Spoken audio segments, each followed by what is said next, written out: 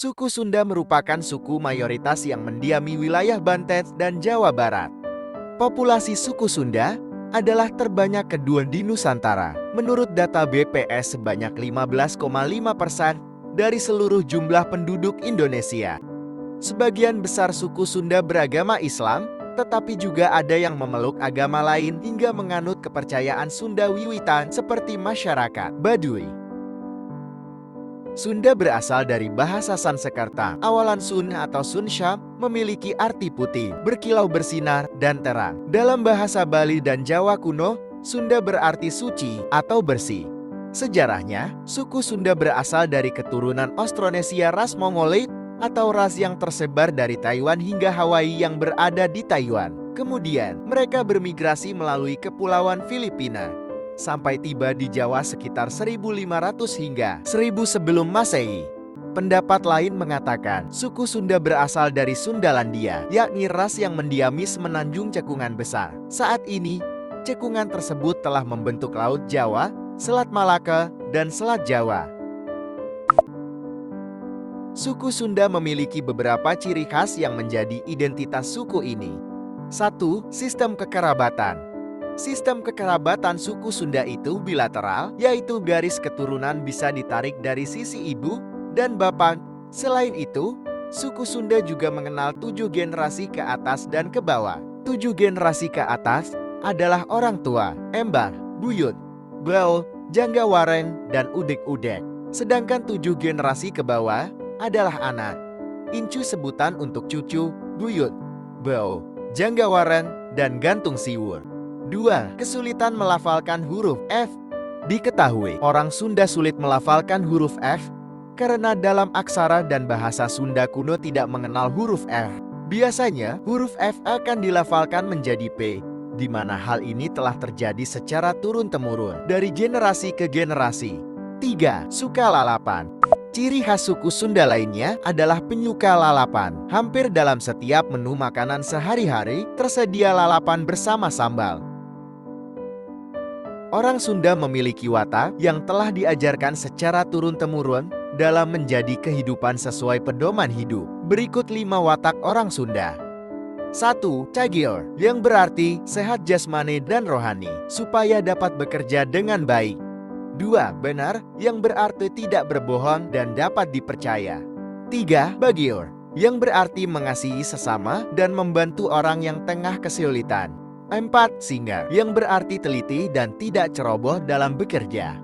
5. Pinter, yang berarti harus menguasai ilmu pengetahuan dan belajar yang baik. Untuk berkomunikasi sehari-hari, orang Sunda menggunakan bahasanya sendiri, yakni bahasa Sunda.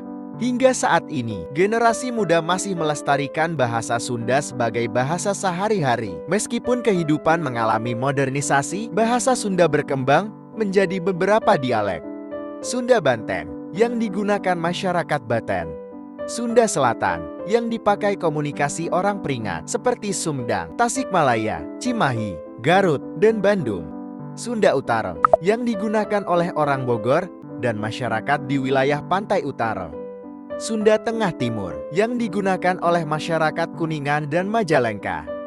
Sunda Timur Laut, yang biasa dipakai berkomunikasi masyarakat Kuningan dan Cirebon. Sunda Tenggara, yang biasa digunakan masyarakat Ciamis, bahkan hingga beberapa daerah di Jawa Tengah. Rumah adat suku Sunda berupa rumah panggung yang tidak terlalu tinggi, sekitar 1 meter. Rumah adat tersebut dibuat dari bahan-bahan alami, seperti kayu, bambu, daun kelapa hijau, maupun daun palem. Berikut beberapa jenis rumah adat suku Sunda. 1. Badak Hiwai. Istilah badak hiwai memiliki arti badak yang menguap. Fungsi rumah ini adalah untuk menerima tamu laki-laki. Rumah adat ini banyak ditemukan di daerah Sukabumi. 2. Buka Pompong. Rumah adat ini memiliki pintu masuk sejajar dengan salah satu ujung atap atau suhunan. Bentuk rumah dapat sesuai dengan pemilik dengan pintu menghadap ke jalan. Sedangkan atap rumah tidak kelihatan jika dilihat dari arah muka rumah. 3. Tagok anjing. Rumah adat tagok anjing berbentuk seperti anjing yang sedang jongkok atau duduk. Bentuk bangunan berupa persegi panjang yang memanjang ke belakang dengan atap sorondoi atau atap berbentuk segitiga serta menyatu dengan rumah. 4. Jolopon. Rumah adat Jolopon memiliki dua bagian atap yang dipisahkan ujung atap yang sama panjang dan sejajar dengan kedua sisi bawah bidang atap. 5. Julang ngapak. Rumah adat Julang ngapak memiliki arti burung yang tengah mengepakkan sayapnya. Bentuk rumah cenderung melebar di bagian sisi kanan maupun kiri seperti burung yang sedang terbang. 6. Capit gunting. Rumah adat ini berbentuk memanjang ke belakang dan memiliki beberapa ruangan yang terdiri dari kamar tidur, dapur, ruang tamu, dan teras. Suku Sunda memiliki beragam tradisi yang masih dilakukan hingga saat ini. Berikut ini sejumlah tradisi suku Sunda. 1. Serentau. Tradisi yang dilakukan pasca panen berupa masyarakat yang mengangkut padi dari sawah lalu dimasukkan ke dalam lewit atau lumbung. 2. Upacara tingkepan. Upacara digelar saat ada anggota keluarga yang usia kehamilannya 7 bulan. Upacara ini dengan harapan ibu dan janin selamat sampai hari kelahiran. 3. Pesta laut. Upacara adat pesta laut dilakukan di pantai seperti Pelabuhan Ratu dan Pangandaran. Tujuan upacara ini adalah bentuk rasa syukur kepada Tuhan telah memberikan anugerah ikan yang banyak. 4. Sepitan atau sunatan. Tujuan upacara adat ini adalah agar anak laki-laki menjadi terbersih dari segala kotoran. Untuk anak perempuan biasanya sepitan yang dilakukan saat masih bayi. Suku Sunda memiliki berbagai tari tradisional khas. 3 di antaranya cukup populer di Indonesia, seperti Tari Jaipong, yang memberikan gambaran mengenai wanita Sunda sekarang ini yang tidak pantang menyerah dan energi, berani, ramah, lincah, mandiri dan bertanggung jawab namun tetap santun. Tari Topeng, yaitu tentang awal mula terciptanya alam semesta beserta manusia. Dan Tari Rampak Gendang, mencerminkan masyarakat Sunda yang guyup serta harmonis, berlandaskan sikap kebersamaan atau gotong royong dan keceriaan.